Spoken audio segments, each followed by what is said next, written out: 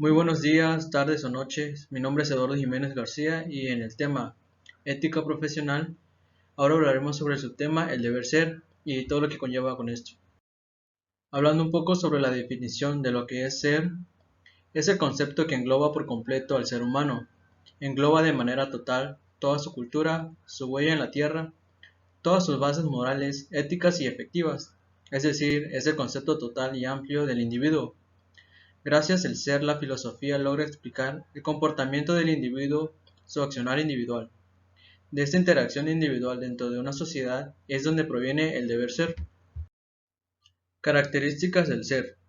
Es realidad objetiva. Las personas y los seres vivos en general. Es una realidad estudiada por la ontología. Está representado por leyes naturales de causa y efecto. Si A es, B es. Describe la conducta humana mediante enunciados descriptivos. Los hechos del ser pueden ser verdaderos o falsos. Como concepto del deber ser, tenemos que el deber ser pertenece al mundo simbólico. El lenguaje del deber ser es un lenguaje prescriptivo que puede ser válido o inválido. Características del deber ser. Teoría kantiana de los imperativos. Categóricos. Son aquellos que mandan una acción por sí misma, como objetivamente necesarias. Positivos. A debe ser. Negativos. A no debe ser. Hipotéticos, los que prescriben una conducta como medio para el logro de determinado fin.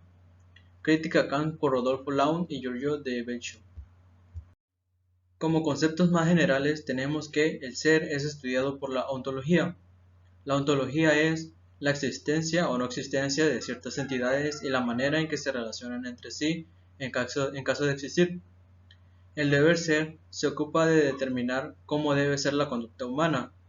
El objeto de estudio de la deontología son los fundamentos del deber ser y las normas morales. Se aplica fundamentalmente al ámbito de la moral, es decir, aquellas conductas que el hombre no forman parte de las hipótesis normativas del derecho vigente, aquellas acciones que no están sometidas a control de la legislación pública. Como ejemplo, tenemos que 1. No todos los individuos reciben educación por causas externas a su persona, por ejemplo, nivel socioeconómico bajo. 2. Por negligencia no toda persona es registrada al nacer. 3. Los individuos por falta de solvento económico no poseen un seguro médico y por tanto no hay sistema para todos. El deber ser en una sociedad. El deber ser son parámetros por los cuales un individuo puede determinar cuáles de sus actos son correctos y aceptados, o de lo contrario, cuáles no son aceptados dentro de ella.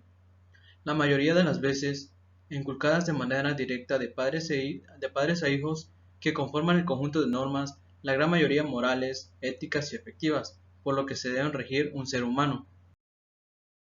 Ahora hablaremos sobre algunas normas dentro del deber ser que son aplicadas, las cuales son, por ejemplo, las normas morales, que imponen conductas dadas por la propia conciencia de cada uno. Las personas poseen una conciencia recta que les indica lo que está bien y lo que está mal, y actúan en consecuencia. Otra norma son las normas efectivas. Regulan los efectos y los modos de expresarlos, los cuales pueden ser abrazos, besos, caricias, etc. También regulan las emociones negativas, la ira, la envidia, los celos, entre otros.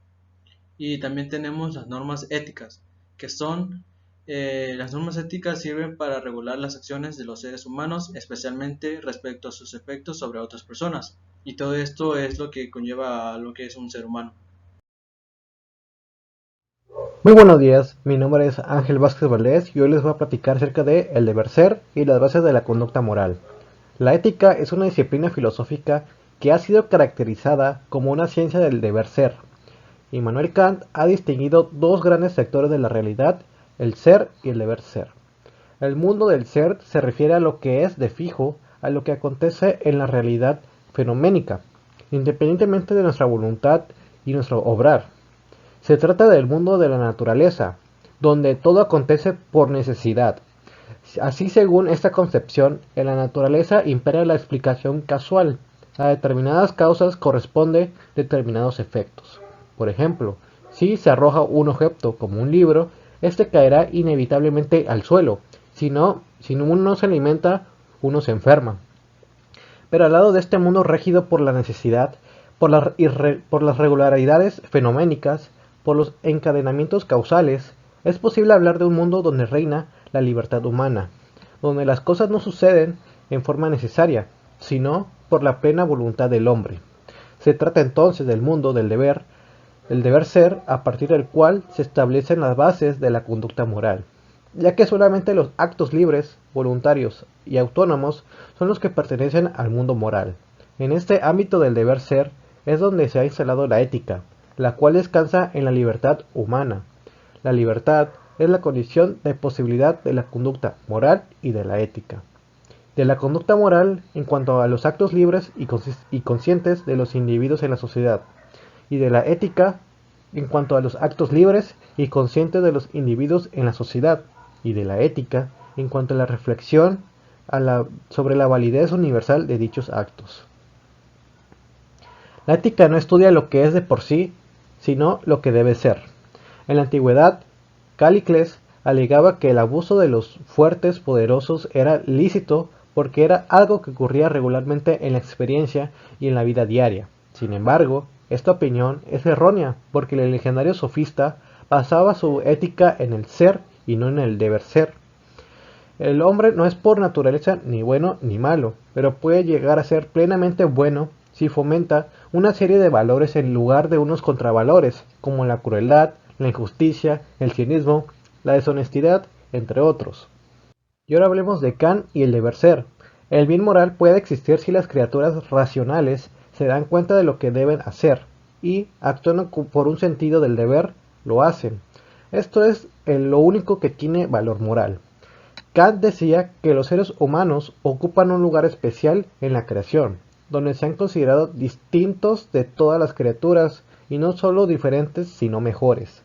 Los seres humanos tienen un valor intrínseco, esto es dignidad, que los hace valiosos sobre cualquier precio. Según Kant, los seres humanos nunca deben ser usados como medios para su fin, o para un fin.